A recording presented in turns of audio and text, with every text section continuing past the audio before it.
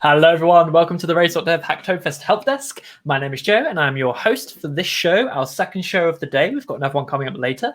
If you are new to the stream, welcome, hello. If you are returning, welcome back. Very happy to have you here. For those of you who are new, the Hacktoberfest Help Desk is a resource for you this October to get help landing all of your Hacktoberfest pull requests. We are here to give advice and answer your questions in chat and also questions presented to us before about Hacktoberfest, about getting into open source, about making your career as a developer. And where we don't have questions, we are kind of going around the houses and coming up with some other topics and talking about life as a developer, making career transitions and looking at code, old and new, finding new projects, talking about our growth, that kind of thing. So we have a very special guest for us today. It's his second time on the show. I'll introduce him shortly. We're going to be talking about his developer journey a little bit more, about his journey as a independent software businessman, and looking at an older project of his towards the end of the show. So I'll introduce our guest in a bit. But before that, a couple of things to note. As I said, please ask questions in chat as we go along. Questions are super welcome and encouraged. They can be questions about what we're talking about. They can be questions about anything at all. Please ask them in chat. We will answer them as we go. If you want to post a link to anything, say you want to post a link to your project or you want to post a link to a blog post or anything like that, again, highly encouraged. You're very welcome to post links. Just please @RaiseDevs in chat and let me know beforehand, because the internet is a terrible place. So our moderation is set up to time out people who post links. So if you give me a warning first, I can add you to the allow list so you don't get timed out. That would be super helpful. We don't like putting people in the corner when we don't have to. But before that, a couple of notes for you. So if you have a question that you want to get answered on the show, but you don't want to ask it here live in person, you can submit a question anytime at raise.dev Hacktoberfest. That will then go into our question queue, where we'll get that question in front of our lovely guests who will come on the show and answer it. And we'll drop you an email when that's happening and an email with the recording afterwards as well. So you can get your questions answered by some experts in the field. We make sure that the best possible guest for your question answers that here on the show. If you want to check out our schedule for the week is live at twitch.tv RaiseDevs schedule. That is just our schedule for this week. We update it every week. We are here all throughout October, so we've got 2 more weeks of shows left. Is that right? I think it's 2 more weeks. A lot of shows. I hear a lot. Shouty Man will be here all October. So you can find that schedule at twitch.tv RaiseDevs schedule. At the end of the show, I will do a little teaser for what we've got coming up for the rest of the week. So if you want to see what we've got coming up the rest of the week, stick around at the end and I'll do a little run through. If you want to get notifications when we go live, you can follow the channel or you can find us on Twitter. If you follow the channel, press the little love heart. You will then have to press the bell as well. Twitch have separated following from notifications. So follow first, hit the love heart, then hit the bell to get those notifications. Or as I said, you can follow us on Twitter at RaiseDevs. And that way you'll get all of our tweets about us going live. We tweet before every show. So it's impossible to miss us. We're everywhere. We're also in the Hacktoberfest Discord, much to poor Matt, the community manager's chagrin, probably. I'm posting in there constantly. So there's plenty of places to find out when we go live. And then the last thing from me before I bring on our guest for the day, if you are looking to level up your developer career, Raise.dev is here to help. We will match you with our expert coaches, whether you're trying to find your first job, your second job, move from mid-level to senior, change careers, anything like that. Our expert coaches will help you get the experience you need in your developer career to make that jump. You can sign up for free right now whilst you're in early access at Raise.dev. So, that's everything from me. Please welcome Wilhelm to the stage, our special guest for the day. How are you doing, Wilhelm? Hello, everyone. Great to be back. I'm doing well. How are you doing today, Joe? Oh, I'm wonderful. It's always great to have you back on the show. I believe actually you're twice more before the end of October as well. Oh, yeah, we just can't get enough Wilhelm. So for those of you who didn't meet you last time, do you want to introduce yourself to the current folks? Yeah, definitely. Hey, nice to meet you all. So I'm Will. I run my own company, and I've been doing that basically full-time for a year now. The main product we build is Simple Poll, which is an app for Slack where you can create quick polls with your team, as well as run kind of more extensive surveys for like maybe your whole group or your whole company even. Mm-hmm. But yeah, we build software. It's a small team. There's kind of 3 of us, and yeah, like it's kind of a fun journey, and we're going to branch out into some like developer tool stuff in the near future. So yeah, excited for that. But yeah, great to be back on the show. I guess I can't ask you for like spoilers of your future products, but we could talk excellent, cool, yeah. Wonderful, cool. Because actually, we should get onto developer tools. That's something we didn't discuss. We should talk about developer tools and kind of your experimentation with developer tools. So yeah, a little bit of context setting for the show. As I said, Wilhelm has been on the show before. In our previous episode of Wilhelm, which I believe is still on the Twitch page, we went through like a lot of Wilhelm's career journey from like school to internships to GitHub to now independent business. We're going to go through some of that again today from a different angle. There's like parts of that we didn't cover last time. And then we also got some kind of, I guess, like more what is your day-to-day actually like stuff to talk about. And then if we do get time, we're going to do some of our favorite game, making our poor guests review their old code, because that is always good and fun.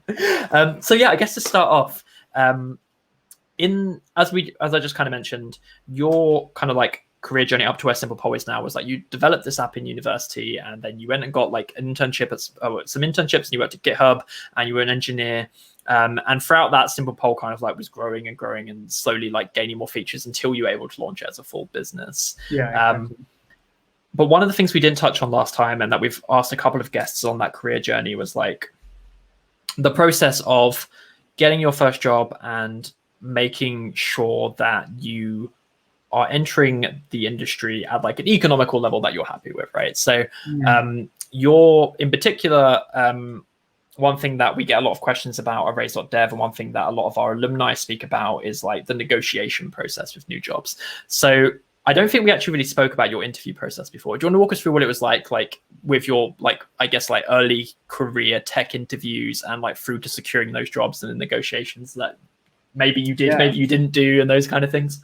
Yeah, no, definitely. I feel, okay, this is quite interesting. I feel like I'm trying to figure out where would be best to start. Would it be like the first like internship and then go I would say like, so, yeah. Because I think negotiating as an intern is like, I mean, if you're going through the university path, which obviously not everyone does in their career journey, like internships are very normal, but also kind of a very in-demand, ruthless, meat grindery aspect of our industry, where like so many people want these internships and they're relatively scarce. So it's a very different position to be job searching from. So I think that would be a really valuable place to talk about as well. It can be like much more competitive, like surprisingly, even though, it's kind of interesting. I think if I remember some of the numbers correctly at GitHub, there were like 100 times as many sometimes like internship applications compared to like the last regular jobs.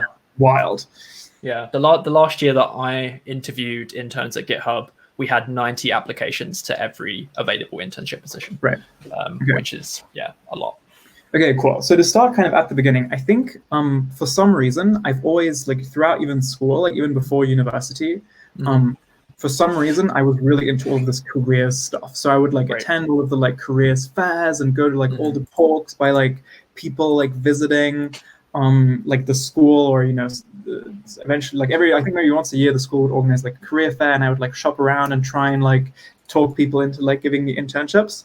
And it's kind of, I don't know if that's like necessarily the most useful thing, but I think it did help in terms of just try, like I think internships are great for like trying out like a certain thing and seeing whether you like it or whether it's just not for you. So I think the first like quasi internship I did was actually like at Bloomberg, and that was in between my second to last and last year of school, so before university. And that was like 2 weeks. It wasn't a real internship.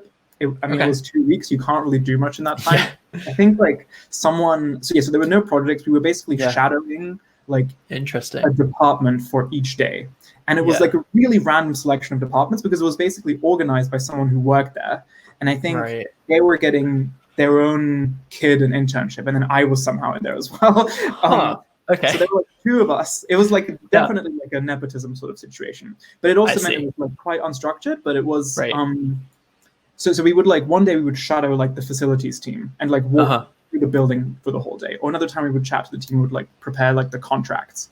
But it was kind of so we didn't necessarily learn too much on the job there, but it was a nice way to like get to experience like London like as a place to like, spend some time. And also what it's like to work in like a company like that, where it's kind of a bit of technology focused, like they're into the whole like free food stuff, and like there's it's just like a hub of people, and it has like the vibe is like very important. That's the one thing I remember the most. Like I felt like the vibe was really good. That was probably the because that would have been like Bloom. For those of you who aren't familiar with Bloomberg, it's a pretty interesting company. They basically build very expensive computers for stock traders, essentially, called the Bloomberg Terminal, as well as having like a TV studio and those kind of thing. They have a big fancy new office in the city of London, so in like the banking sector now. But I'm guessing at the time this was still their office near Old Street. Exactly. Or which was where Monzo used to be. office for a while. Right. Yeah. Which was a wild office. So one of the weird things about this office. So like tech companies are famous for having all kinds of weird offices and weird things in office. You know, you've got like Google with the slides. Bloomberg, their big thing was fish. So there's this whole thing. I think it originally started with like whenever Bloomberg sold a terminal, they bought a fish or something like this. Was the rumor of how this started. Yeah. Yeah. It was like, this is how it started. But basically there were so many fish tanks of tropical fish, like expensive, hard to keep fish. There were so many fish in Bloomberg's London office that they had to have 6 marine biologists on staff, and at least 2 of them were on call at any one time, which meant that they had like the second biggest fish collection in Europe, or something like private fish collection in Europe, I think it was. Yeah, it was like the second biggest tropical fish collection in Europe or something. I got told this on a tour of their office once. So yeah, when you say like the vibe and the culture, that office has a very particular feel to it. Yeah, exactly. It's like this stuff which seems so like ridiculous, but you kind of appreciate it as well, or I don't know. It's like still like extravagance, I guess. That's when like, you're in the cafeteria getting free lunch, bathed in the light from tropical fish tanks. There's a certain look. Yeah, exactly. And I think so that summer, like it's probably like when I decided, okay, I want to probably study in London, or I want to spend some time in London, and like I like this place. I think it's like quite fun. I think it could be a good place to move to. Right. And then the next one, but at this time I was still not sure whether I wanted to go into tech at all. Like I think tech was like something that I found interesting, but I was probably equally interested in tech as I was in like consulting or like banking or these other fields that I feel very, very distant from now. But so I ended up applying for this other internship, and this was like a more formal thing. Like you could actually do work with it with a company called EY, or like Ernst & Young, I think is probably like the more familiar name. And that was an internship you could do like the year before uni. I think in theory, they were trying to get you to do an internship with them every year throughout uni, and then you were like guaranteed a job at the end.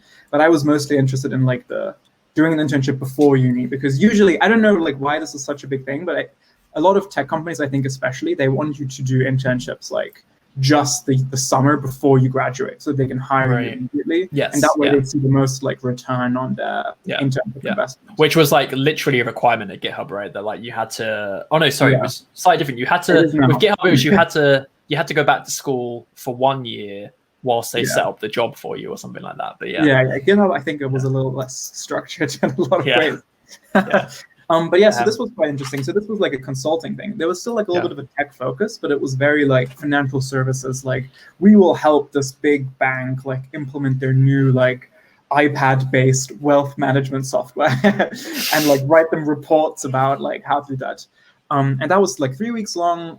And half of that was honestly like induction and like social events. And maybe there was like a week of work, and the work itself I didn't find like too interesting, to be honest. It was like mostly it was just giving me stuff that like didn't really need to get done, but it could be interesting. So I think I did like a to-do list in like Excel or something. That was like the height of the interesting.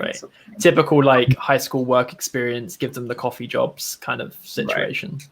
Yeah, exactly. And I think they tried to make it like a proper thing, and but it wasn't necessarily like the most stimulating experience. But I did learn that maybe these giant companies, so I think that company has like 200, 400,000, like something like that number of people.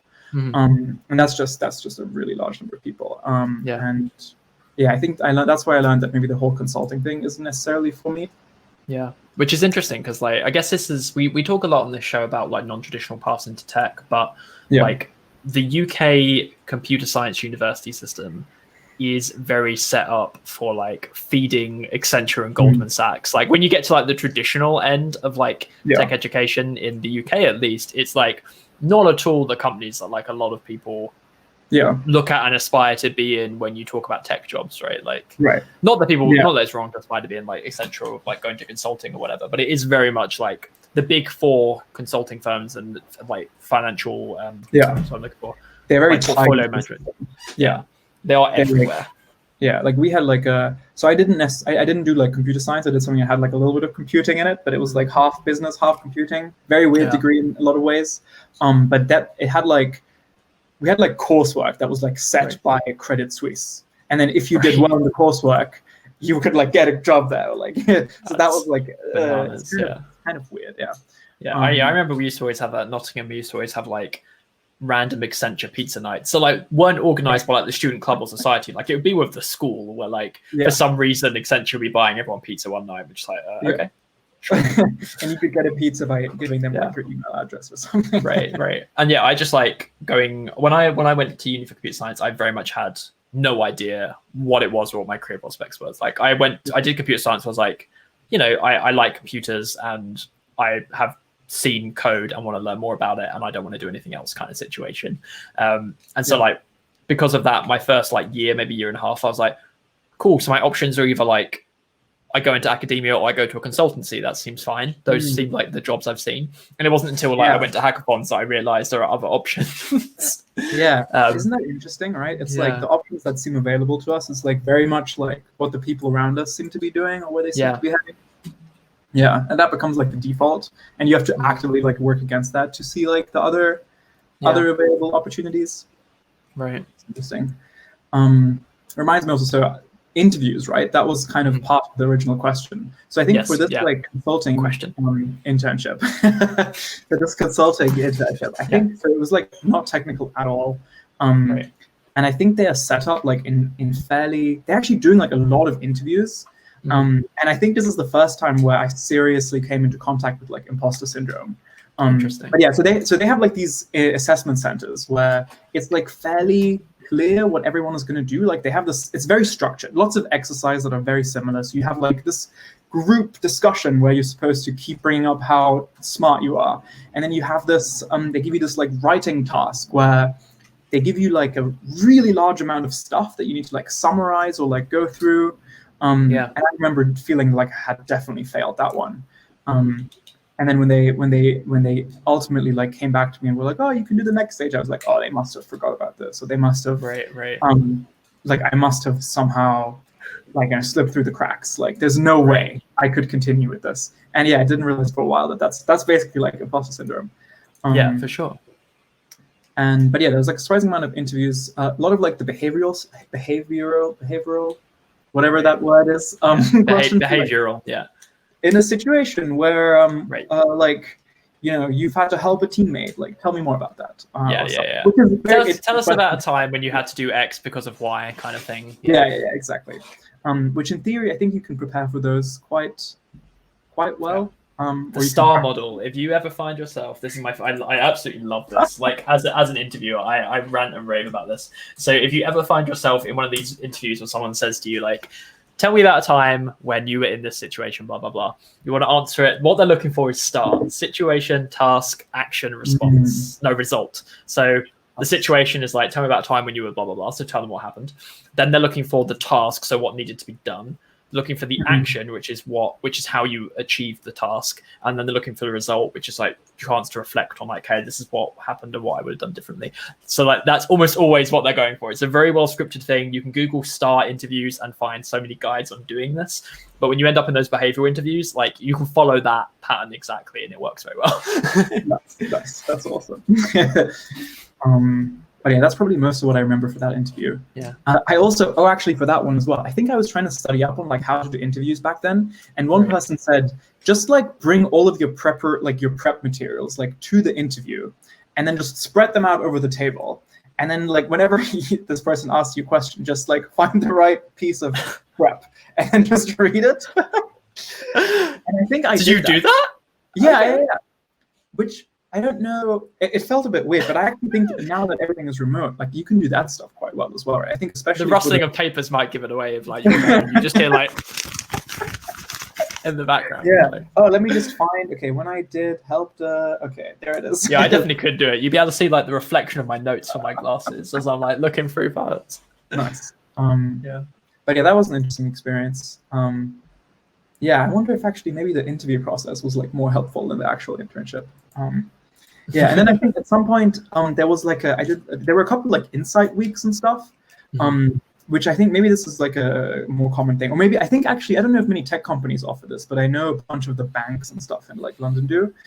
So I did one at BlackRock, and that was also a bit of like a just keep pestering the person at the school who's like parent works at that company, and then eventually they can find you a slot in some program that you can't even apply to. And that was just like, I don't know, like a week of just hearing about different things that they do. And one of the things I realized is like, okay, I don't think this is like what I want to do. I think the tech stuff is more interesting.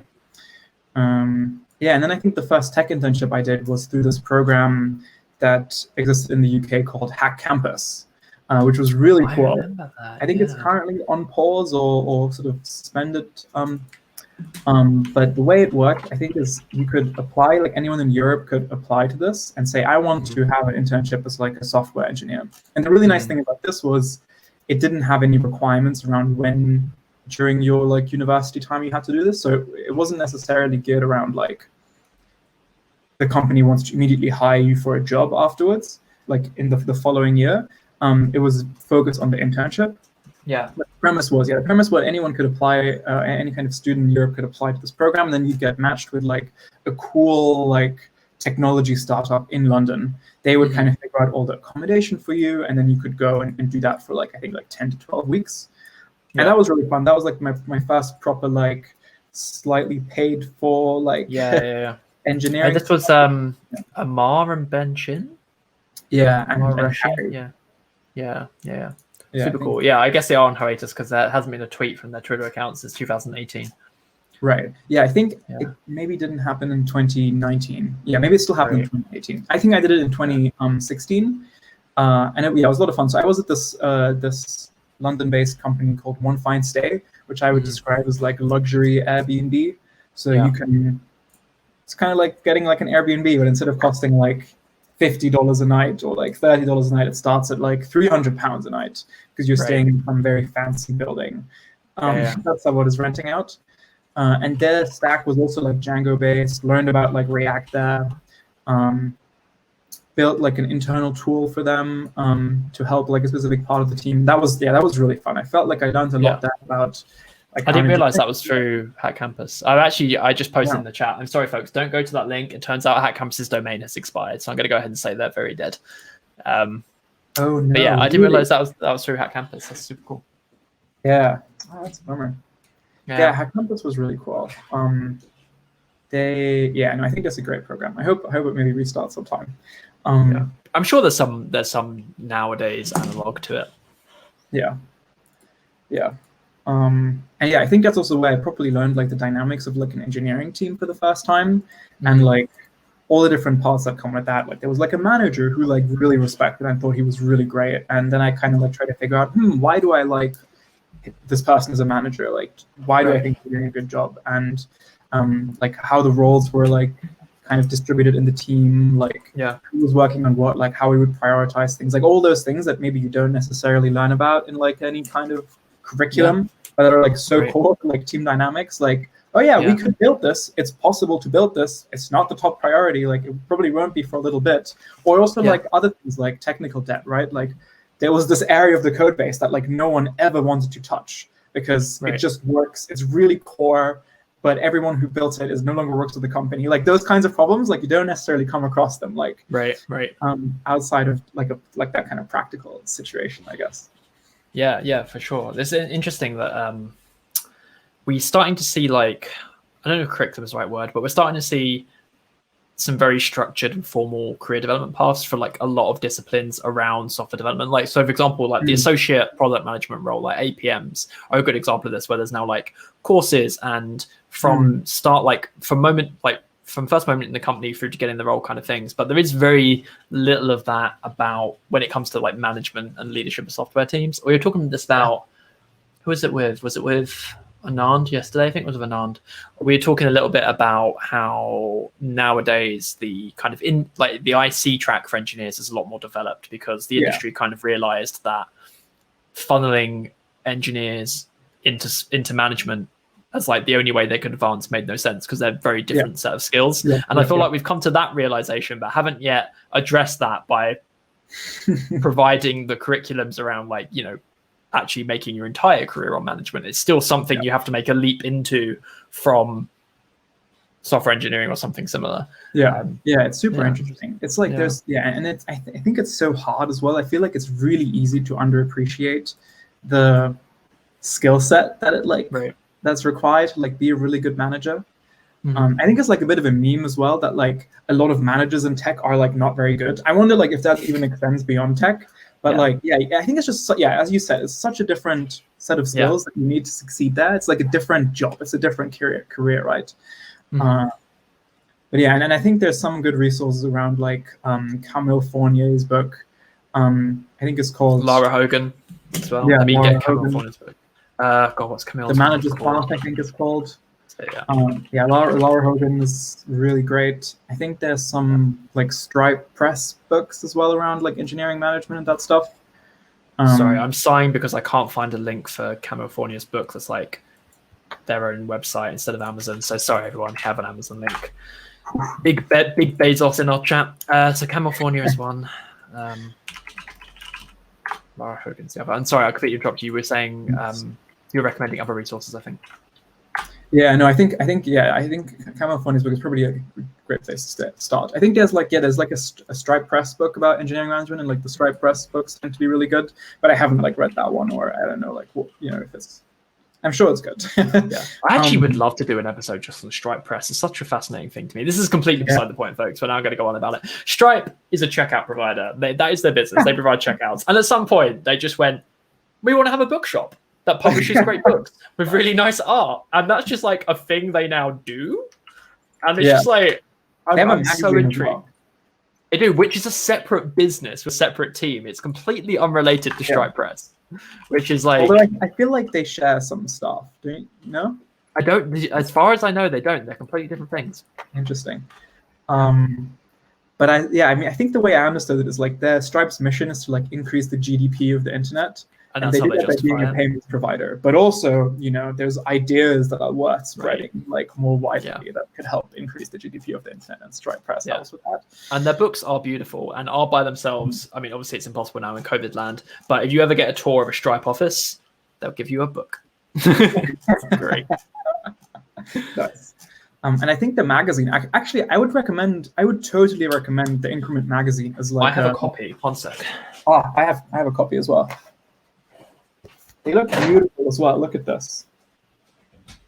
And they have, so this is edition 12. I think we're on like edition 14 now or something. And you can get them in print, but they're also like completely free online on increment.com. And there's all kinds of really cool topics. I think the first one was like on-call, but yeah, software architecture, front end. I think one of the latest ones is about API.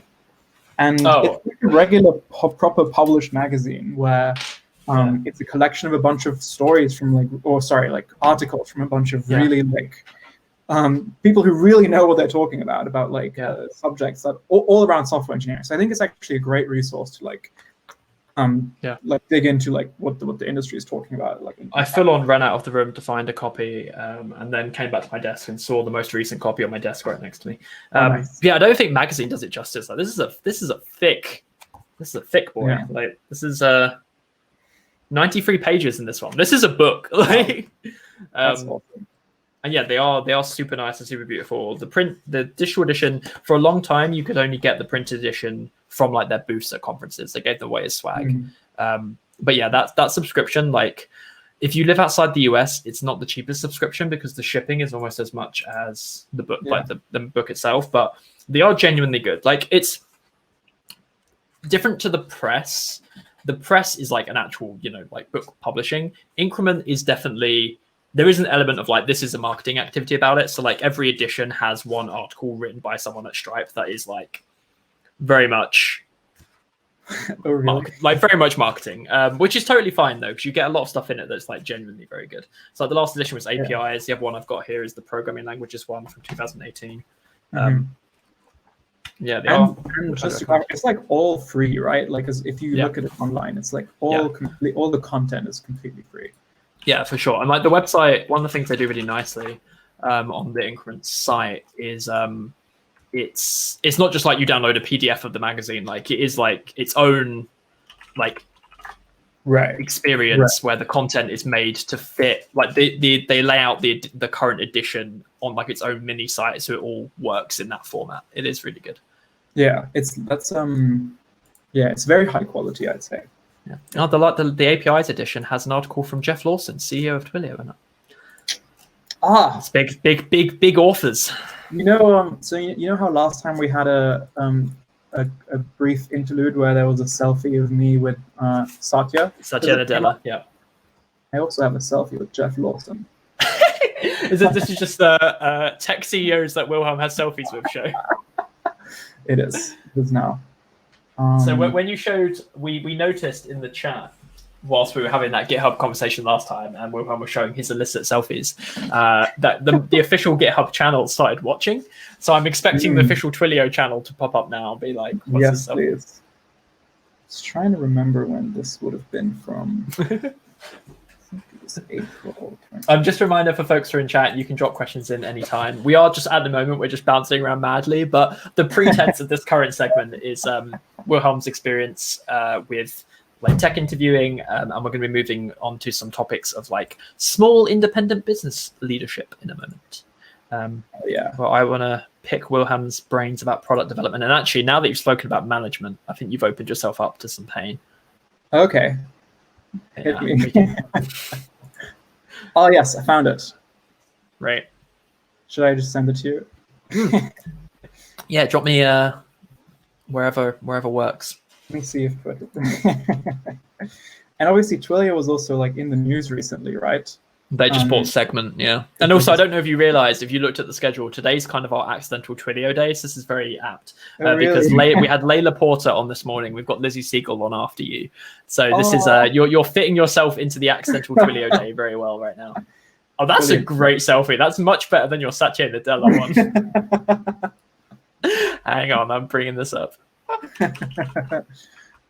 Yeah, so imagine you're just sitting at a conference and then next to you sits this guy who looks kind of familiar. I remember this happening. Was this this was the Versal conference, right? Obviously, it wasn't Versal at the time. Yeah, exactly. Yeah. Back then, it was called Zeit Day. Background. Nice. We can just leave that. That works for me. Oh no, let's put it up as. Yeah, that's right. That's that conference. Yeah. Yeah. There we go. There's Will and Jeff Lawson, CEO of Twilio. Yeah. So now you need to find a new CEO selfie for next time you're on the show. Next time, yeah. Actually, have one. No spoilers. No spoilers. People can tune in next time. Okay, sounds good. I'll let you know before next time, or I'll just try and steer the conversation towards the person in question, and then I'll be like, we have to naturally fall on it. Yeah, perfect. Yeah, this was not planned at all. Yeah. Okay, so where were we? So we were talking about interviews, and we got very distracted by the interview. So we got onto that because you were talking about the management. Yes, yeah, which I can't remember how we got onto that, but that we got onto that from prep somehow. So you're talking about prepping for interviews and about showing up to interviews with all of your materials. Right, yeah. I think I was saying that in the like first proper like developer style internship, I learned about like management, or like I really respected like the manager I had. Like I thought he was great. I think he was doing really well. He was like interviewing. He also like, I mean, this is not like a good thing to promote probably, but like one thing that I really respected about him is that like he did like all of his management duties during the day, and then he like sometimes stayed late in the office to like do some coding too. Right. Because he felt like he wanted to support the team that way. And it's like not necessarily something that managers are supposed to be doing, right? Or, overworking is like not a good thing. But I don't know, I kind of really respected that like back then. Yeah, I mean, it's totally fair. I think this is I'm a really aggressive advocate of like, hey, do your work hours and then go live your life kind of thing. But like I was in a conversation not too long ago about just like, don't know, there's, as in all things, there's a line, and like with managers, I think it gets stressed a lot because managers are seen as setting the example for their team's working hours and what they expect of their team. But like equally, there's like a way of communicating that. They're like, hey, just because I'm staying late to finish this piece of work or whatever, it's because like I want to and I'm making that choice. It's not something that I expect of you. And like obviously that how you communicate that line and to what extent people believe that based on the working environment is gonna differ. But there's definitely some room for personal tolerances and stuff in that conversation. Yeah, no, definitely. This also reminds me of something else that I think I was thinking back at the time. I think at that point, I still actually really wanted to be a product manager. Like I felt like that was always like my dream job. Without necessarily knowing actually what product managers or how they necessarily. That was going to be my next question. Like, I don't feel like I got exposed to product management Yeah, no, I quite far okay. in. So yeah, I think the reason, I think the how this came about in my mind was like, okay, engineering stuff is like hard. There's all Right. these skills I need to learn. Product management, I felt like I was already like an armchair product manager. Like whenever I Google see. would release something, I would like read the like Reddit thread about it, and I'd be like, oh yeah, it's such a bad idea. Why would they do this? You should definitely do this Right. other thing instead. Yeah, And yeah, for yeah. some unknown reason, I felt like that qualified That me was as a product manager. All you need to do now is shuffle Jira tickets, and you're done. Exactly. Just shuffle the Jira tickets, and then boom, product manager. But I guess maybe this is yeah. I mean, reflecting on it now, I guess it definitely seems like I underappreciated like the so-called soft skills, like the interpersonal stuff, like the stuff that's not like hard, like engineering or like that kind of thing. Even though like it's clear like that is the most important thing. Like we are all like in the business of dealing with other people and like relationships and trust and all of that. And those I'm writing software that ultimately will be used by people. Right, exactly. Yeah. Like so. People are like everywhere, and like empathy towards each other is like so key. So yeah, I would invest a lot in those skills now, I guess. Starting out with my career, even though like all of the tech stuff seems more like concrete and easy to make progress. Yeah, and I think it's also a bit weird, right? Because like it's hard to start your career as a leader, right? Like you kind of need to start in some kind of IC capacity where everyone seems to always tell each other that it's really about the core thing, right? If you're a marketing person, like there's marketing deliverables, like, blog posts or documents or, strategy memos or whatever that you produce. And then the core skills are around like writing or like communicating. And as an engineer, you write code, right? Whereas like all of the stuff in between is like not necessarily like as much in the focus, which is kind of a bit weird. There is like, now you said that, like I am reminded of the fact that like there are degrees in management, but they're like business management. Like it's not like there's no, you can't go, I can't think of a traditional institution where you go to learn about the skills of like people management. And I might be wrong. If anyone knows of anything, drop it. Where I want my people manager boot camp. But like it's all things like, again, like Lara Hogan, where like she has like a business teaching people to be managers and like professional training, but there's no like place you can say as an 18-year-old deciding your future career path, at that point where all the adults around you say, and now you make the decisions for your entire life, and that's all you're going to do for the rest of your life. There's no way you can say, like, I want to help people do what they're really good at. Like, that's not a thing you are allowed to say. Which is really bizarre. No, 100%. Yeah. I think it's so hard to learn this stuff, like from a theoretical perspective as well. Like, I think it's like really hard to imagine having responsibility about something. Like having actual responsibility or something is just such a big game changer in how you think about things and like your attitude towards it. So one other thing here mentioned that's probably worth mentioning is I think part of the reason why I wanted to be a product manager, and I hinted at this a little bit, because I felt like I could not be an engineer.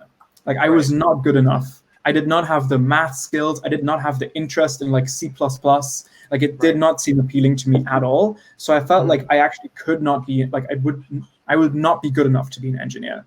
And product management felt like a way I could still do the tech thing, still do all the cool things, but I wouldn't have to confront that challenge of like learning these impossible to learn or tech skills that I felt like Do you know why you felt they were impossible? Was it just because like you were in that split degree, or was it something that like you encountered that made you feel like that was impossible? Yeah, it's a good question. I feel like some of my very first programming exposure was around some of the C style languages, and they seemed like really full on and difficult. So like C, C++, I think even C#. I think, did I mention this last time that like I think one of the first programming projects I was like vaguely involved with, we were trying to like rebuild like a calculator in like, I don't know if it was C#. There was like some visual interface as well. Like was it like Visual Basic or something? But I just felt like, hey, why would we want to rebuild a calculator? Like they already exist. Like ours is just going to be worse.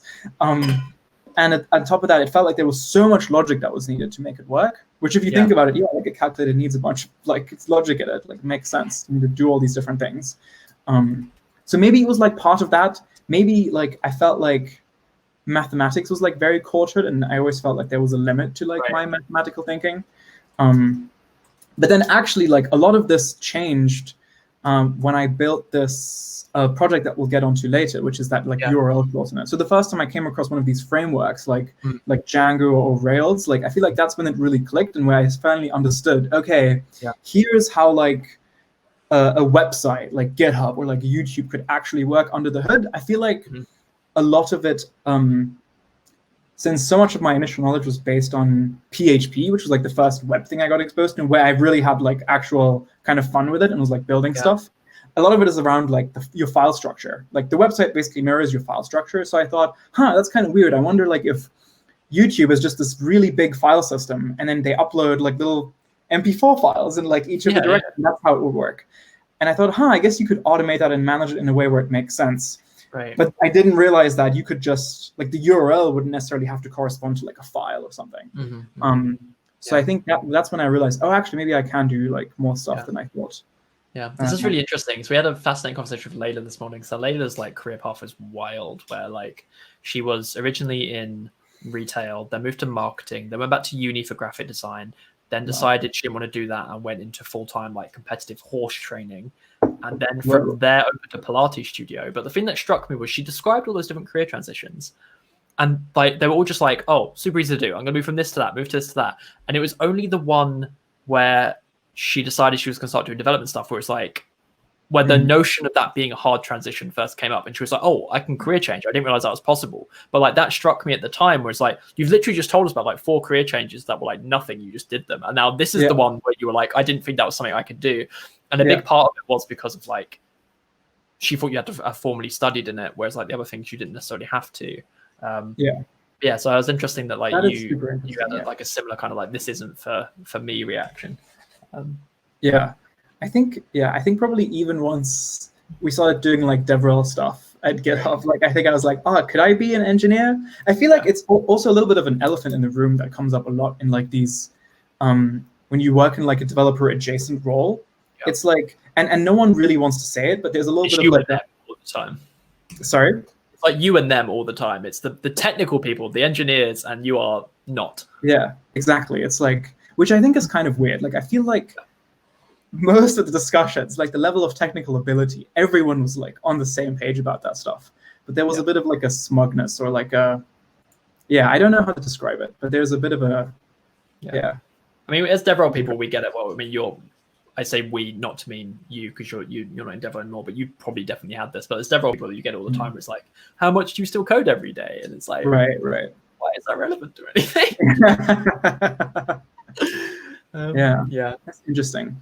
But so I mean, to continue the story, so I think during that internship I really enjoyed like doing development stuff, although I kind of still have my sights set on like the whole product management thing.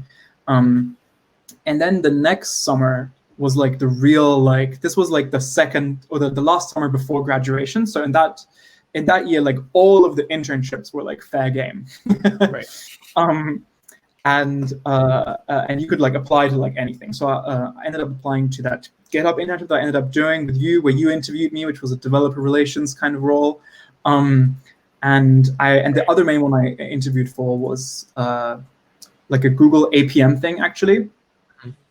And ended up, I think, actually almost doing that instead of the GitHub one. But I think that would have been a not so good thing to turn out. And I think I actually also interviewed with Facebook as just a software engineer. And that was hilarious because they do the proper like whiteboard style coding interview, right? Where like they give you this arcane algorithm problem and you have to figure it out. And I actually had a friend like tutor me for like probably like 4 weeks prior to when these interviews were all starting to happen around how you solve these and doing all of these weird things with like lead code and all these prep websites. And then when it came to the interview, I could not do a thing. I do not think I am capable of doing these whiteboard challenges. Like I don't think maybe if I like prep for them and make them my whole life, but it's a little bit weird to like pick up this completely separate skill and then not care about it again until you do your next interview. It's very performative. Like I think it was on this show when I spoke about the fact that like I have terrible performance anxiety about pair programming, but I get the exact same thing in the whiteboard interview. Like I remember there was an interview for one of my interviews for Improbable, and they were actually, I've got to say, like they had a very good technical interview process. I really enjoyed it.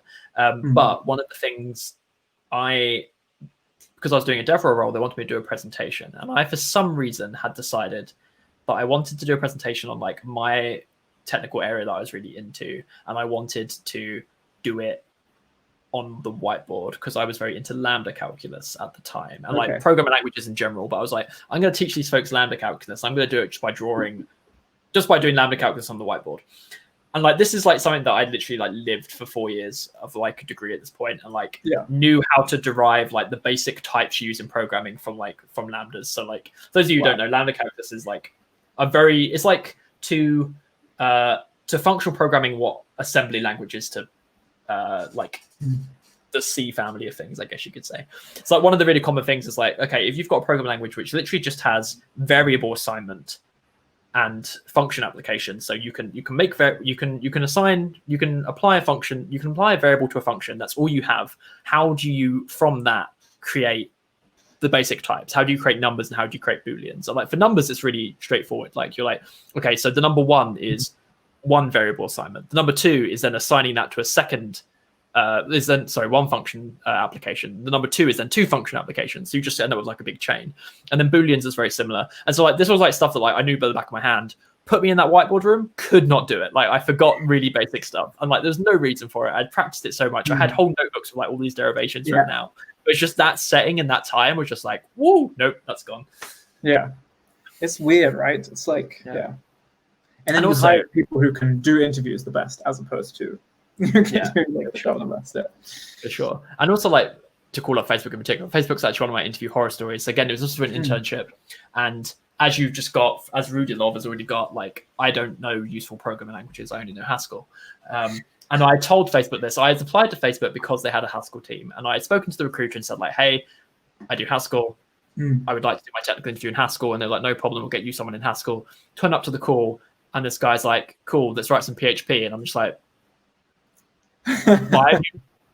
why have you done this to me? I don't know what you're like. I literally am not going to be able to do this interview. We're wasting each other's time. Why are we doing this? That's it. And then anyway, did you still end up having to write PHP in that interview? Oh yeah, we did the full interview. It was just me saying like, you're going to have to tell me what this function is because I don't know. It's like, I know this is how I would do this, and this is the suit. Like, here, let me write some pseudocode that does that. But like, you're now going to have to tell me what the PHP is because I just do not know. And I told you I did not know. So why are we doing this? Why are we even like doing this fast? Like, how much is a Facebook engineer? How much is an hour of your time worth? And you're just like, you've actually been sent to waste it. Like, probably, yeah. Wow, that's wild. But yeah, so I think I ended up doing. So the Facebook interview process finished pretty quickly. They were like, how did this guy even get this interview? And then the Google process and this was for their associate product management thing, which I had heard a lot of good things about. Although it seemed also to be like a little bit aging. I don't know how it's doing now. But yeah, it seemed like super competitive. Like I think they brought in like 4 interns in like all of Europe and then 4 interns in like North America like each year. Wow. Whereas like some of the software ones were like, there were a lot more people. And that ended up being like a pretty long process, to be honest. Like there were like a bunch of different interviews. I think the first interview I did, like the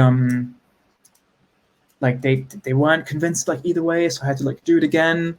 And yeah, that was kind of a weird experience because I think, and again, this is just why interviews are like so performative. Like I remember that one, I think we were talking about like blue sky thinking for like the future of like Google Maps, and like where it could go, where like Street View could go. And I had like all these small improvements I was thinking about making, but then what they wanted to hear, which I realized in the second repeat interview, they wanted more like, oh yeah, we could have Google Street View for like the ocean and like Mars and the moon, and this is where it could go. And that's what I wanted to talk about, which was still a bit weird to me. And then at the end, I kind of asked the guy like, hey, like what were your what's your job been like? What have you like your challenges been like? Do you feel challenged in your work? And he said, oh yeah, so like we've been moving like Google AdWords to like material design, and that's been like really challenging. And to me, that was just such a stark contrast in like what you want people to do interviews and then what you actually do. It's just like a world of difference. Yeah, it's like the famous Google question that was so bad it ended up in that movie, the internship about the grasshopper in the blender or whatever it was. Like, if you were a tiny man in the blender, how would you get out? I also just I am now just like baiting chat. I just the posted, brain teasers, yeah. Yeah, I just posted the controversial tweet of the week, the interview question at Apple about the optimal size of a rock to throw if you want to throw it as far as possible. That's had so angry all week. I wonder, do you know if I'm still banned from the chat? No, you won't be banned. Let me let me add you to the VIP list so you can post links. Oh dang, okay. Oh, there's content. Oh damn, I have it open. Okay. No, I haven't seen any of the chat stuff so far. Sorry, it's mostly been people mocking us, so we're all good. And actually, Shock Trooper raised some good points. Shock Trooper shared that in the UK, if you do want to learn about like people management, actually some human resources degrees bring some of that in. Nice. Oh wow. Oh yeah. Okay, nice. Let me get you added.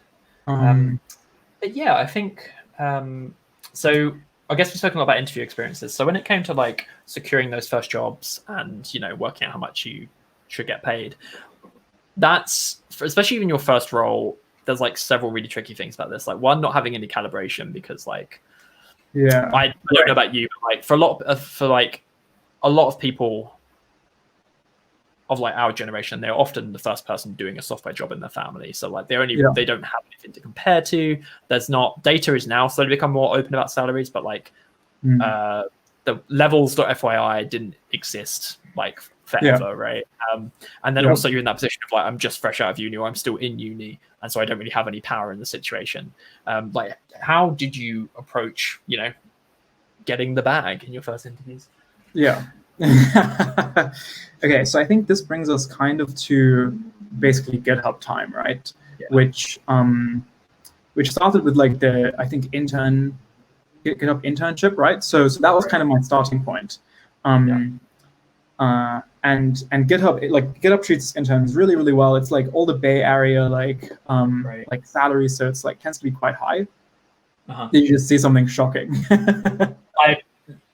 There are so many Wilhelm Klopps on Twitch, and so I don't know. I'm looking at a screen right now where I've typed in your username. I'm looking at 5 different usernames, all just Wilhelm Klopp with different avatar colors, like the basic avatar, all different colors. And I'm just like, I don't know which one to approve. So we're gonna go. Sign up. I hope this is you. Otherwise, some random Wilhelm Klopp on Twitch is now a VIP on our channel. I'm the green avatar. Yeah, that's the one that I picked. Okay. But there was your green, then there was like a bluer version of that green. So I hope this is the right one. Yes, VIP. Okay, yes, there we go. You're the right one. Nice. Anyway, sorry. So GitHub treated pretty well. Yeah, the GitHub internship was my baseline, I guess, and then it worked kind of interestingly. So I did this DevRel internship with you and your team, and that was a lot of fun. We were working like campus experts, which I think has come up on the show probably a few times. I didn't think this through. If you now tell us a really terrible story of negotiating and how we screwed you for pay, I messed this up. No, definitely not. I think all the GitHub interns were paid the same. Or actually, I think there were 2 tiers. Actually, let's not talk about that. Okay. I think it changed at some point. Anyway, so I ended up kind of staying on after the internship as a part-time contractor, working on the GitHub Slack integration. So that's something GitHub was really investing in at the time, and I had built Simple Poll before. So it was kind of a really, really lucky coincidence, really, really good timing, where I could continue basically what I was kind of doing already, but at the same company with a slightly more engineering focus, building this new Slack GitHub integration while I was finishing my last year of uni. And then towards the half point of that, and I wasn't at this point, I wasn't quite sure, do I want to join GitHub full time? Is there other stuff I want to do? But at some point, I really was enjoying it. It felt like a very natural next step. Yeah. And then there actually wasn't that much of an interview process in that. So in that sense, the interview that you and Katrina and John Britton did, for me, that was really the main, those 2 interviews were my main GitHub interviews for the DevRel role. And then transitioning into engineering, there wasn't actually like another interview for me. So I Well, was kind of already doing the work. Yeah. Oh, sorry. Yeah, I was about to say. So I think like there kind of was, but like not in the traditional way. So like your role was not doing that engineering stuff, but throughout your internship, you were like basically getting involved in that work and making yourself at home there. Like, and that was partly because of your Slack stuff. Like I remember there was you were starting to get involved with Beekeepers and the Slack bot just because you had a lot of experience with Slack, and that's actually how Brandon knew you from the Slack stuff before as well, right? Or something like that. I think we met in the first week of the internship. He was there to pitch something, and then that didn't work out, and he joined us for sushi night, and then lots of stories, and but yeah, so like I guess what I'm getting at is like there wasn't a formal interview process, but there kind of was an interview process in that like that wasn't your first time meeting that team that you eventually worked on. You had like introduced yourself to them, and like they had seen your capacity for work in that area in some way.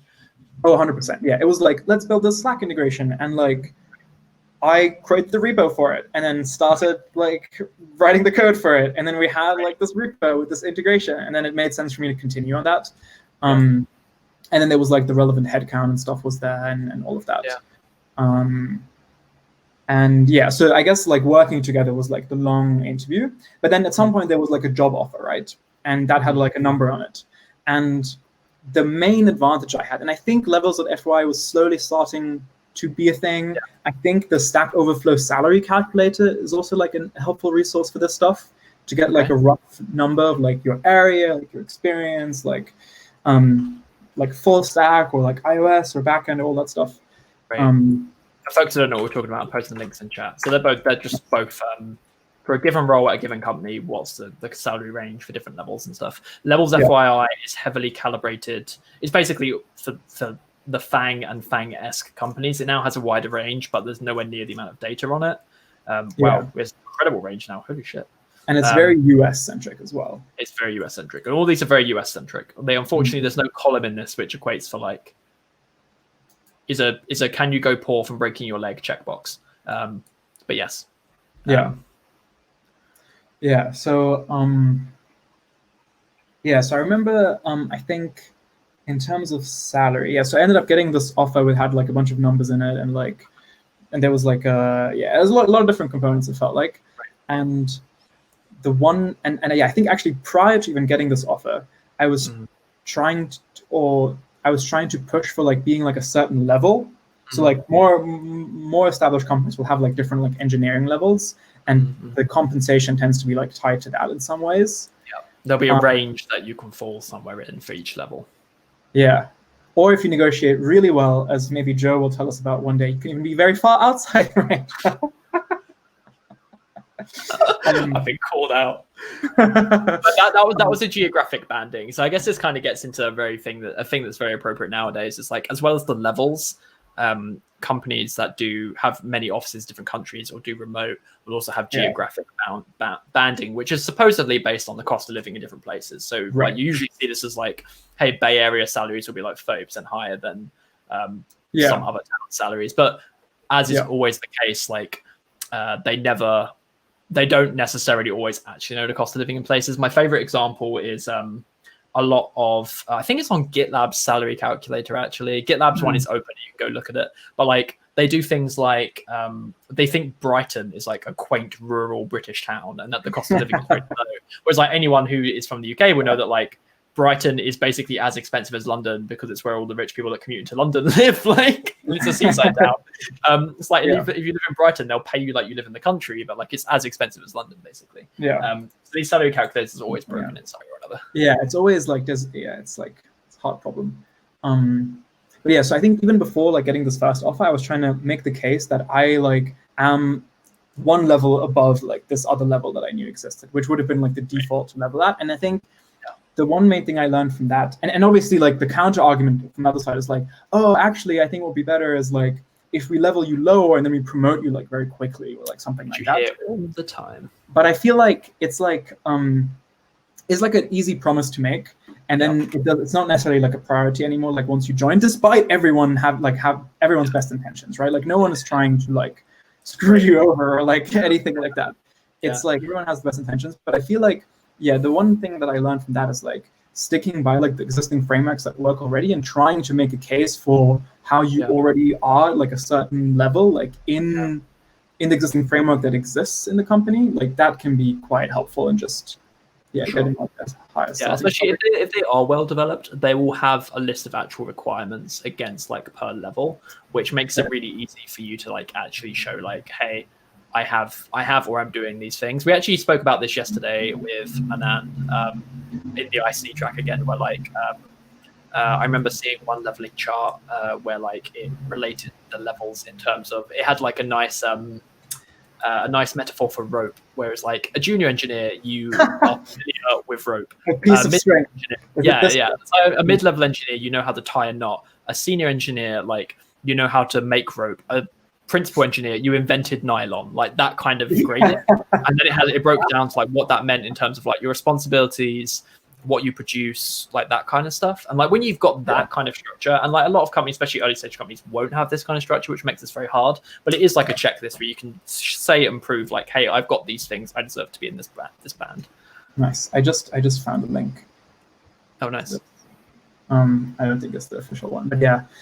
Can tie basic knots, some complex knots. Understands rope making. I don't know. I feel like it's very memeable, this stuff, but it is because I can never find this thing. I remember it, but I can't find it. Wait, paste the link. So I think it's the should I drop this here? I think it's the I put it in the StreamYard chat. I think it's the it's not the official site, the official Radford. Anyway. Oh right, that would make sense. Yeah. I think that Radford people they sell this kind of stuff to companies, pay them a lot of money. But yeah, so that was kind of one starting point. So it was helpful to be on the kind of inside already and know about the different levels and the different requirements, and basically like write out a Google Doc of like, all right, you say this level 3 engineer fulfills these requirements. Like here's examples of me fulfilling these requirements. So that was helpful. And then the other really helpful thing was, so this was right after the internship. A lot of the kind of folks I interned with, they also got like offers, and we were like all discussing these offers like pretty openly. And I just remember that I think at this level 3, my like proposed salary was going to be lower than like a Bay Area like level 2. And I just felt like, how can that possibly be true? And obviously, Bay Area salaries like tend to be a lot higher. But I used that a little bit also to like negotiate up. And I think there's actually there's some really good content on salary negotiation from Mateo 11. Right. I don't know if this has come up already, but I remember recommending this to people. Yeah, I'm gonna drop this in StreamYard as well. Yeah, the different ways you can approach it, and I think it basically comes down to like you want some like leverage, right? Like the best way to negotiate a higher salary is to say, okay, I have this other offer with this other company that is like slightly better, or ideally you have even more than one offer, and then you can negotiate up with the one where you really want to work. Although I have never actually done that in practice, but it makes a lot of sense to me, like from a theoretical point of view. Link to post in. Yeah, cool. Yeah, so a lot of links. No, it's good. It's useful.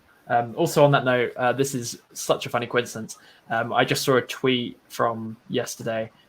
You were right. Increment and Stripe Press are under the same team now, and I know that because I've just seen someone announcing they're starting as an editor for both Increment and Stripe Press.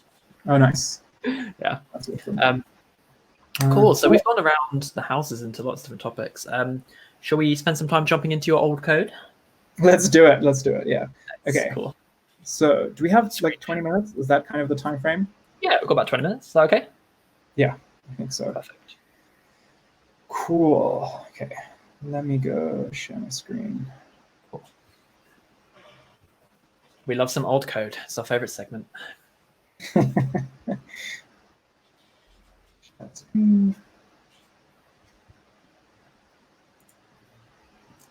this is an old Django project, which you credit with being part of the reason you didn't end up at a consultancy, which was interesting. Yes. So this project is 100% the reason why I didn't end up in investment banking. Nice. Okay, so that's what this project is. I mean, there's a little bit of description there, but walk us through it. Let me quickly put this on the other screen so I know what's live. Okay. Yes, so I did this like so in the UK, I think you can do like the last 2 years of like school before you enter university. I think you can do either A levels or you can do this thing called the International Baccalaureate. Yeah. And I did that one. It's called like IB, and part of the subjects you can pick from was computer science. And that was like really nice pick. It was actually a really small group, like very, very chill, like way of like doing a subject. It like almost didn't feel like school anymore. It was just super enjoyable. And part of that curriculum, thankfully, was basically producing this like slightly bigger coursework project where basically I think the brief was just build something and then like write about it and talk about what it was like to build it and like what the considerations were and give like, I don't know, like a like 1,500 word report about like what you did. And that ended up being, I think we had an equivalent in A level called the Independent Project. Nice. That's awesome. But yeah, so the first thing that I was building was this URL shortener. And I don't know why I called it Project String. Oh yeah, I think it's because of like string theory. And that's like the string is like the smallest thing you can have. I love it. I love it.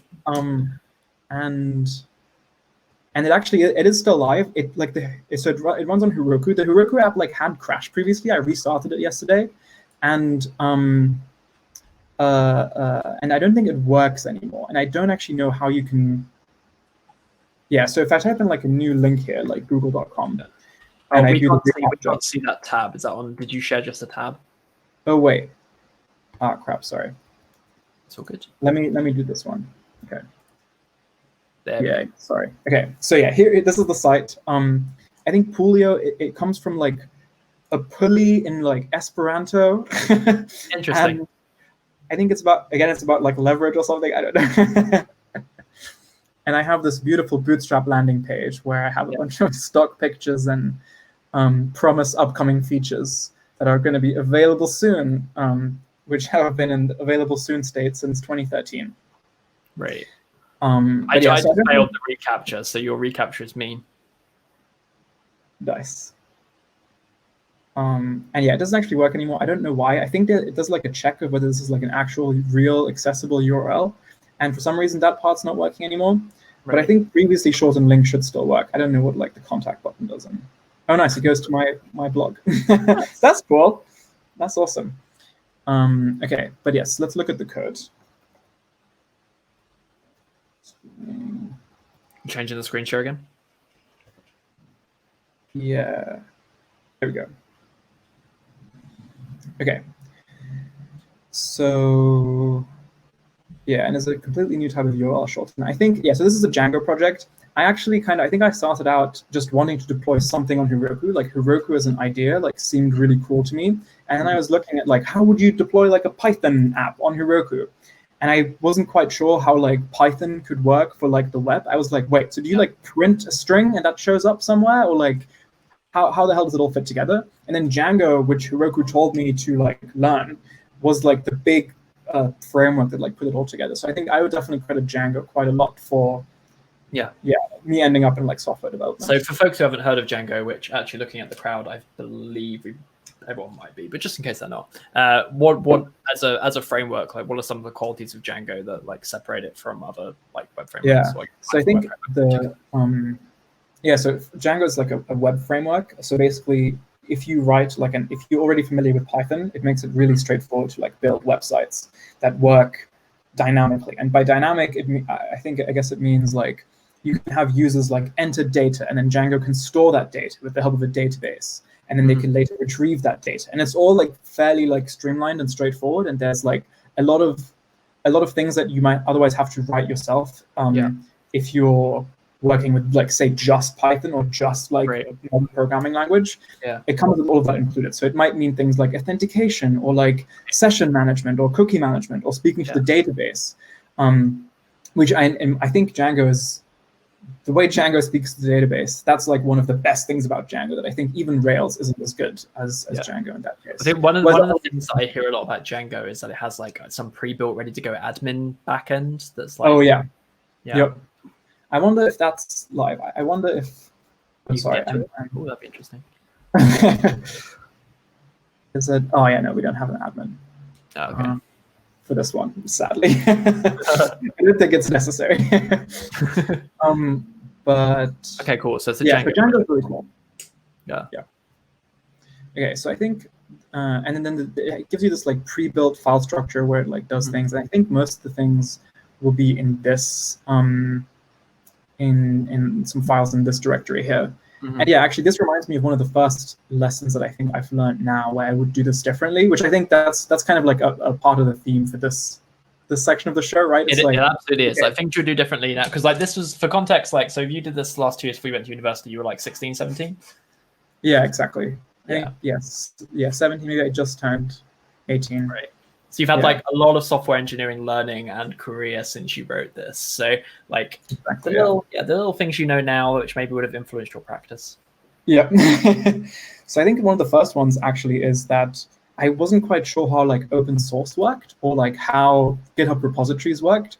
So I think the code that we see here isn't actually like the real code that's deployed, but it's like a separate folder.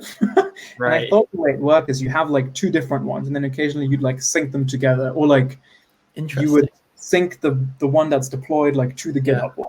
Whereas now the way I do it is like GitHub I'd have as the source of truth, or there'd be one repository, and then that would like automatically deploy to Heroku like every time there's like a change. Yeah. Whereas that's just this is actually this is a rare occasion where I have a blog post that I have done to help you with that. I'll find it. I've got a wonderful blog post on Dev2 for publishing to Heroku from GitHub Actions. If you want to do exactly that. Oh, that's awesome. Yes, yeah, exactly. So that's a really interesting. I wonder where that would have come from. I guess just like, I don't know. I think there's a certain extent to which like the idea of putting your code just online for the world to see before you know about open source and before you get like evangelized on it is like a really weird notion. So I guess I can see where like that idea of like having, you know, the perfect public copy or the very finely chosen public copy that like isn't necessarily up to track with whatever you're doing at the moment makes sense. Exactly. And I think it wasn't even necessarily like a like I didn't really think about it that much. And also the other thing is like no one was collaborating with me on this project. It was just me like by myself. So it was just which like, also is a good occasionally point out. When you see Sonico in this, that's not someone else. That's Will's old GitHub username. Oh yeah. Sometimes you'll see. Yeah, that's an old username. That'll point you back at like. Right. Yeah. It'll point you back at my real profile. So in this folder, we're seeing a little bit of MVC. You've got models.py and a views.py. Yeah, exactly. So it's interesting that they're single files and not full directories. Yeah, so this is actually how Django does it as opposed to Rails. So Rails has like all the models in one folder and then all the views in one folder. In Django, actually the way it works is like you have this app. So in this case, it's a really small app. So you have the project name, which is project string, and then you have the app name, which is just p string. But you could imagine, so for symbol poll, which also is a Django app, we have different apps within Django that like basically are like different corners of the code base where they each have views and models and all that stuff. So we have one for like our web dashboard, or we have one for like authentication, or one for surveys, or one for like decisions. So how all these different components, does that work? Like, what is an app to Django? So it's like, just a collection of files. I think literally it's just a collection of files. But it means that like the views and the models for this app will be like very close to each other. Whereas in Rails, like especially in really big Rails apps, like the GitHub app, which has like very large number of everything, it's just really hard to find your way around. For those who don't know. But yeah, so if we look at models, so there's one, and then a model in this case is like basically ends up being like a table in the database. So it's a way for your web app to like store things. So in this case, this project was building a URL shortener, and then we need to store like each shortened link, I guess. And apparently we're also storing the user IP. This is one thing I guess I need to do differently now. Like this is not super GDPR compliant. There's no privacy policy on this website. We're storing page views here. So how often like that particular URL was stored. A couple of different things. And this actually, yeah, reminds me of another thing that I would do differently now. I think I would put a lot more logic around the stuff, like on the model. This is like one thing that GitHub is a big fan of, and that I've become like a big fan of, is putting a lot of the logic around a specific thing, like a shortened link in this case, on the model itself, as opposed to like in a random other place where it's much harder to be reused. Right. So you just put it in as like a function to find another Yeah, field? exactly. Okay. So you can put like methods on this. So this is like a model is like a regular class. So you can put other methods on it, and then on there you can like reuse them. Cool. Whereas right now, a lot of the logic right now lives in this like views.py file, which is just an absolute mess. No vertical space, no like anything. Lots of nesting. Was that Pusher you were using in this? Oh wow, yeah, I completely forgot about that. What are you using Pusher for? Oh, ignore that key. That key's not there. I need like a big like flash out. Whoa, I completely forgot about this.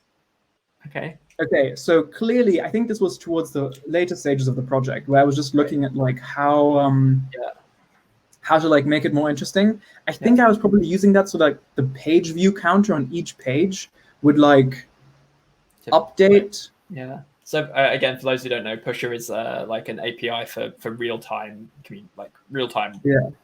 web stuff. I wonder, so like free sockets. I mean, they still exist now, and they still are products now, but like it was a way of doing socket-y things back at the time. Okay, so this is how you get to these. Let me just quickly see how. That's fascinating. Oh yeah, and then the reason this was like a the domain is pul.io is because obviously I'm building a serious URL shortener here, and if it's longer than 5 characters, like I wouldn't be able to compete with like Bitly. So it had to be that domain. Hopefully one day I can reuse the 3-letter IO domain for something useful. Okay, let me actually quickly see if I can find. Oh yeah, okay, cool. Let me go to this. So this is how a shortened link actually looks like. So this is B. Oh yeah, you can't see the URL, can you? Oh yeah, no, it's this. So if you go to that, and anyone can go to google.com, B, yeah, we can see it. Yeah. And I think this was the other kind of thing I was trying to build with this project. It was supposed to be like a safer URL shortener, in that like it would ask you whether you would actually want to go to the URL. Hey, oh my god, it worked. Yeah, it worked. Yeah, I just went to it to update it. Like, would it tick up again? Yeah, there we go. Hey, you're just gonna hit this a bunch of times. That is wild. It's like, what's attached to your Pusher account? Is that on some free tier, or are we charging you right now? I'm definitely not paying for it. I don't think so. Yeah, that's wild. I completely forgot about that. I can't believe this still works. That's awesome. That's so cool. But then you can click redirect, and then you'll be redirected to Google. Or you can click, you always want to be redirected to Google. And then if I'm just hitting refresh, it redirected me straight away there without having to click at anything. So boom, that is the magic of... that's nice, like having that kind of initial page. It reminds me a lot of like, when you're on Reddit or whatever, and it's like, hey, you're leaving the site. Oh yeah. Kind of thing, yeah. Which is good, because you have like all those services now that you can put a shortened URL into, and they will tell you where that goes before you end up there. So it makes sense that it's built into the service. Yeah. Very cool. It's revolutionary. I think actually, this is maybe another useful lesson in some way, but I think over the summer when I was supposed to come up with the project idea for this like IB project, I almost didn't want to waste my genius URL shortening idea on this project, because I felt like it deserved more time. And in retrospect, that's so ridiculous. And it's such a like weird you can continue to work on it after, right? Like, yeah, exactly. Like I feel like everyone who starts out like doing like this kind of stuff, you feel like your ideas are like very precious. Yeah. And then at some point you learn that they're not that precious at all. Shout out to every developer who's ever gotten a message saying, I've got a great idea, you build it for me, I'll give you 20%. We'd see you. So yeah, I guess to go back to that push a bit, what's interesting, I guess this is the thing you'd do differently today, is like that's halfway down a method you import pusher, and you've got the app and the key and the secret all just like in that method, just rolled up into a big ball, and then it returns at the end.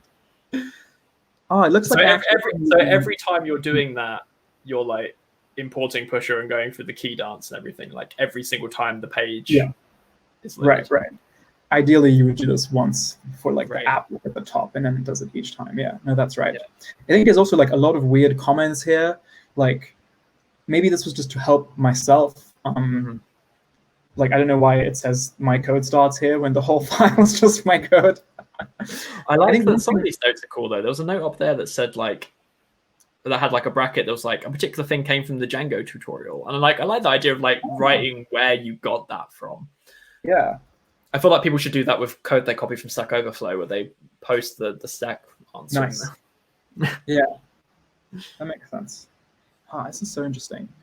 But yeah, this one, it's definitely not good enough in the sense that it can be like read by other people. I think that's like another kind of method or a way of thinking about your own code that you adopt like over time as you work like professionally. Like there was this one framing that I really like, which is that you're writing code to be read by other humans and it's just incidentally understood by like the computer as well. And I think I really like that because you're not building code as like a one-off thing, but you're building it to be maintained like for potentially a really long time. And that's basically more important than like it being understood by a computer, which is like why it's so important to not do clever things and make things really obvious and understandable and like, just help your future colleagues like work with your stuff. There's one other thing which I really wanted to mention. What was that?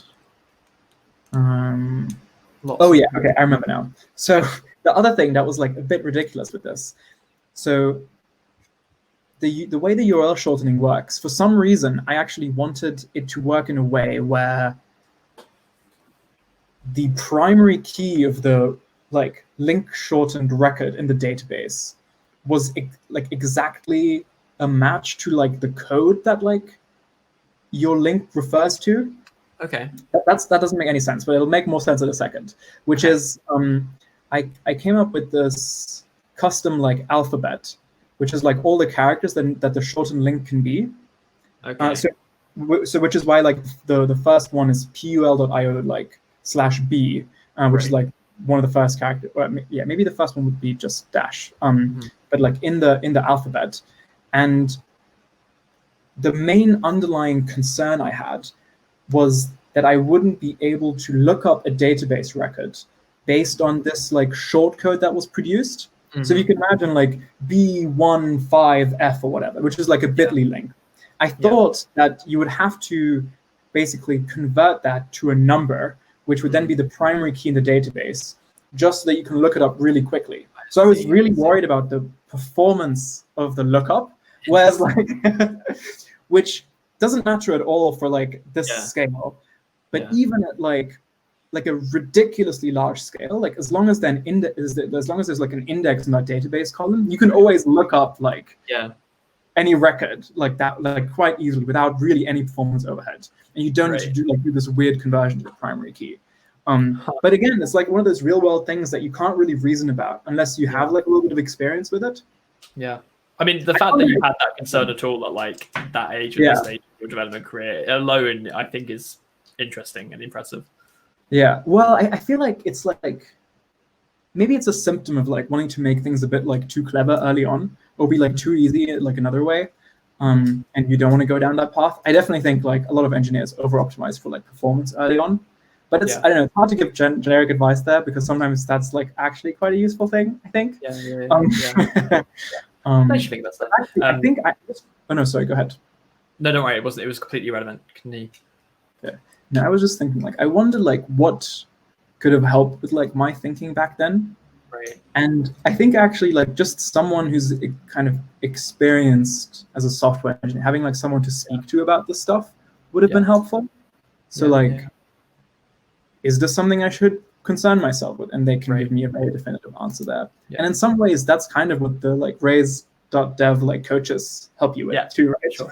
It's funny because like we had this the first time we did this old code thing was with Sucrit, who was a raise.dev alumni, and he brought some code some Rails code he wrote before raise.dev, and he spoke a lot about how like what he'd got from raise.dev would change that. And one of the things he spoke about was how like little things about Rails that he'd learned that are just good for scale. So like he had written this thing for like his own consumption. It was a baseball game tracker or something like that. Some sports thing.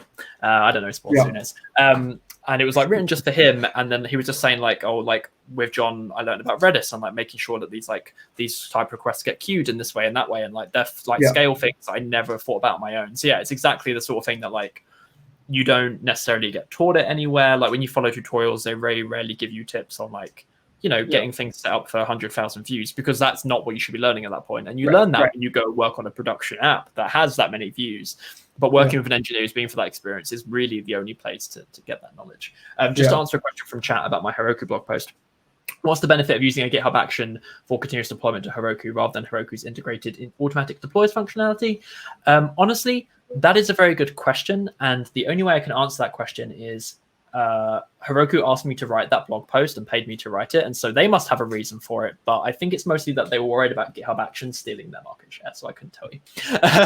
I think part of the thing that's good about it, NH Carrigan, is that that is accessible then to everyone in the repo. So some of the Heroku pipeline stuff has like permissions situations where like it won't create a what's the word I'm looking for? What's the name of the branch deployment? Well, when you do a new pull request and Heroku deploys it to it. Well, sorry? A review app? Review app, yes, yeah. So there are certain like review apps, there are certain conditions where a review app won't get created if like permissions aren't set for like that person or whatever.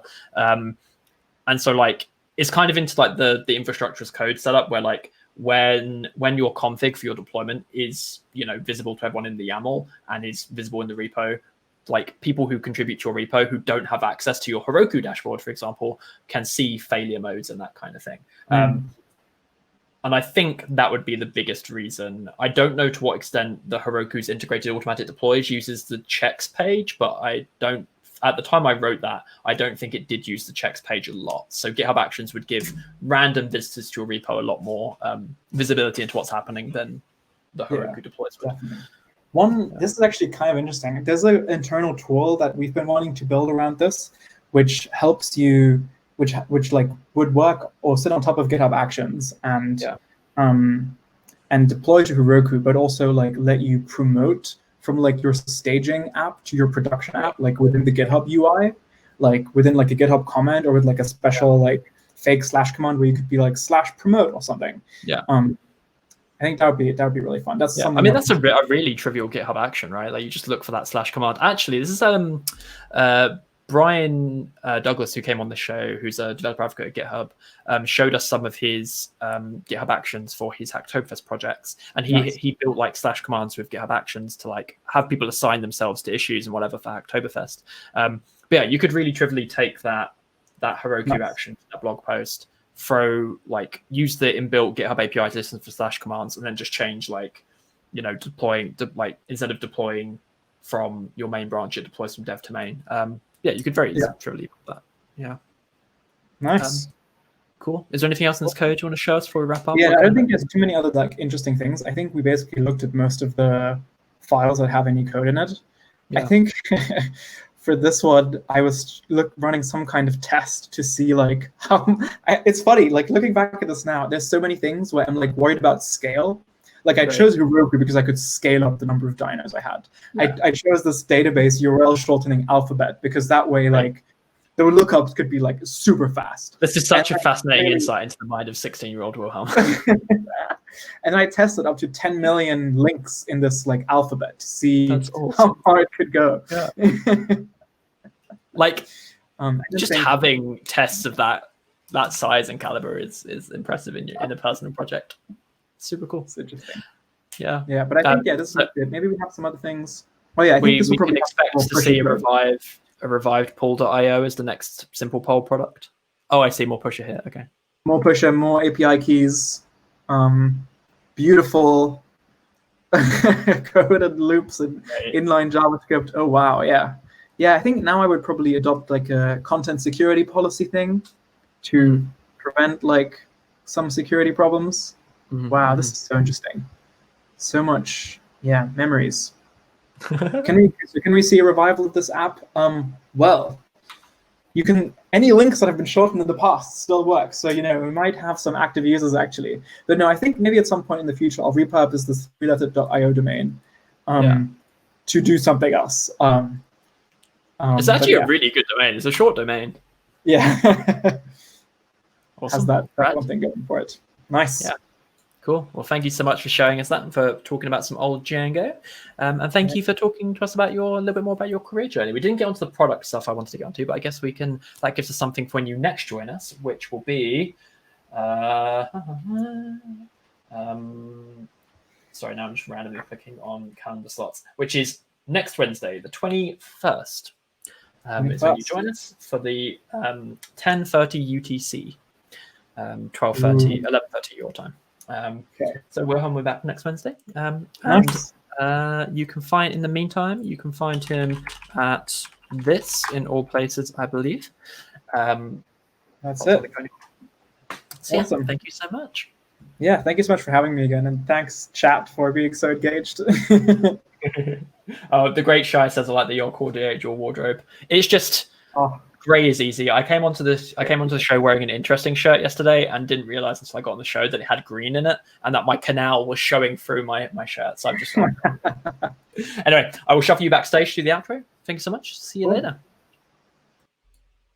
Alrighty, thank you again, Wilhelm. That was a lot of fun. Always nice to chat with Wilhelm about careers and all sorts of stuff. Thank you all for being in the chat. It's been wonderful. Just a couple of things to go through. This is our second show of the day. We have one more show to come up with Lizzie Siegel from Twilio, and that is in about 4.5 hours. So that's at 10 p.m. European time, 4 p.m. Eastern US time. So please tune in for that. That'll be a lot of fun. We're going to be talking about Lizzie's career journey and also getting into some a project that Lizzie's working on for Hacktoberfest. We're going to do some Swift today. So that's super cool. It's a project that's been set up for people to contribute to Hacktoberfest as well. So if you're looking for Swift contributions to make for Hacktoberfest, that project with Lizzie is going to be a great one to watch. So we'll be doing that in this evening's show. And for the rest of the week, what do we have in store for you? Well, you can find our schedule at twitch.tv/RaiseDev schedule. I just saw Shy drop into the chat. We've got Shy on Friday. We'll talk a little bit about what's going on with Shy's show in a second, assuming this is the same Shy. Can never tell from Twitch whose names. If you're not that shy, don't worry, you're not on the show on Friday. If you are that shy, I'll see you on Friday. So for the rest of the week, our schedule is at Twitch TV/RaiseDev schedule. Let me run you through some of what we've got in store. So tomorrow, we have two shows. We have Juan Pablo Flores from Get Up Education. That's going to be a super cool show. Juan and the Get Up Education team set something up over summer as a graduation ceremony for all the students who didn't get to do their graduation ceremonies because of COVID. So what they did is an online graduation ceremony where people did a pull request to a repo to sign a yearbook. And then from that yearbook, they generated a Twitch stream, which was the graduation ceremony. So Juan's going to walk us through that and how that worked tomorrow. I'm really excited to see that. And in the evening, we have Gregor, who is a freelancer and works on a lot of cool things. He works on Snowpack, but one of the things he works on is OctoKit, the official GitHub API. And he's going to walk us through that project and talk about that. And he's also going to review some pull requests live for us, which is always super fascinating, getting into the head of a maintainer on one of these projects. So we'll see that with Gregor tomorrow evening. Friday, we have PJ Haggerty in the first slot. That I'm really excited about. We actually just set the content for that. So PJ is going to come talk to us about open source mental health and this project. Let me actually see if I can find a link for that. This project and movement to kind of work on, here we go, open source mental health. Open sourcing mental illness, I believe this is probably it, which is the mission is to change how we talk about mental health in the tech community. And PJ is going to talk to us all about that project and some of the things they've got going on. So I'm really looking forward to that show. That's going to be really interesting and something quite a bit different. And then we have Shy Rupert from Contemptful. With Shy, we are looking at, I think it's another old Django app.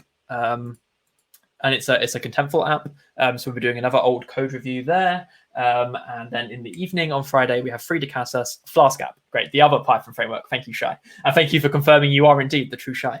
It's a serverless Flask app. Awesome. So we're going to be reviewing that and looking into that, which is always fun. And then Friday evening, we have Frida Casas, who is a RaiseDev alum and a developer at Fortbot.